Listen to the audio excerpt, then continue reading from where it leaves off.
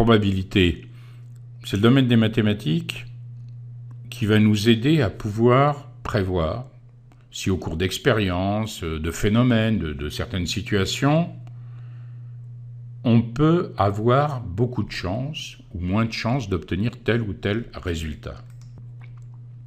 Voyons tout de suite 5 expériences. Première expérience, je lance une pièce de monnaie qui n'est pas truquée. On verra tout à l'heure l'importance que ça a. On regarde ensuite la face supérieure. On joue à pile ou face. Expérience 2. Je lance un dé non truqué et je regarde bien sûr ensuite le nombre de points qui apparaît sur la face supérieure.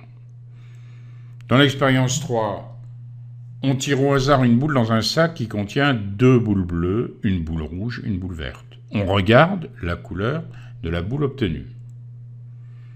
Dans l'expérience 4, je tire au hasard une boule dans un sac qui contient 3 boules bleues. On regarde ensuite la couleur de la boule obtenue. Enfin, dernière expérience, on tire au hasard une boule dans un chapeau qui contient 4 boules de couleurs différentes. On regarde la couleur de la boule obtenue. Chacun des résultats possibles d'une expérience, c'est une issue de l'expérience. Bon, si on prend l'expérience 1, pile ou face, il y a 2 issues possibles, pile, face. L'expérience 2, 6 issues possibles, 1, 2, 3, 4, 5, 6. L'expérience 3, il y a 3 issues possibles, soit boule bleue, soit boule verte, soit boule rouge. L'expérience 4, elle a une issue possible, le bleu. Et on ne connaît pas les issues de l'expérience 5. On n'a pas la couleur des boules. On sait qu'il y a 4 boules de couleurs différentes, mais on n'a pas les couleurs. Une expérience, elle est dite aléatoire quand elle a plusieurs issues possibles et qu'on ne peut pas prévoir avec certitude quelle issue se produira. Aléatoire, ça vient du latin aléa, hasard. En fait, les résultats de l'expérience sont dus au hasard. Si on prend les expériences 1, 2, 3, elles sont aléatoires. Plusieurs issues sont possibles et on ne peut pas prévoir avec certitude le résultat obtenu.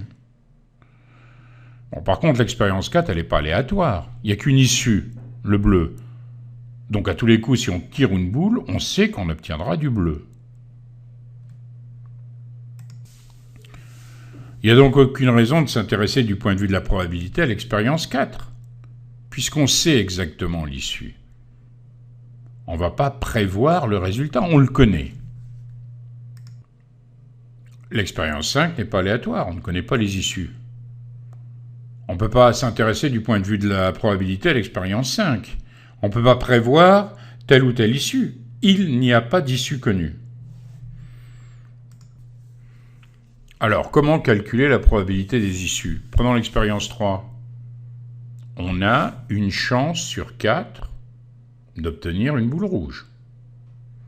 On dit que la probabilité d'obtenir une boule rouge est 1 sur 4. On peut très bien exprimer la probabilité avec un nombre à virgule, en effectuant le quotient. 1 divisé par 4, ça fait 0,25.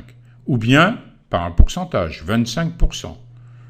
J'ai 25% de chance de tirer une boule rouge. J'ai une chance sur 4 de tirer une boule rouge.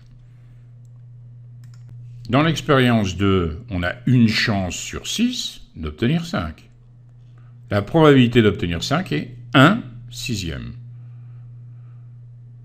C'est-à-dire qu'elle est environ de 0,16, puisque 1 divisé par 6 ne va pas tomber juste. Vous allez avoir un nombre infini décimal après la virgule. Donc ce qui nous donne une probabilité d'environ 16%. À noter que dans cette expérience, chaque issue a la même probabilité. Vous avez une chance sur 6 d'avoir 1, ou 2, ou 3, ou 4, ou 5, ou 6. Toutes les issues ont la même probabilité. On dit alors que la situation est équiprobable.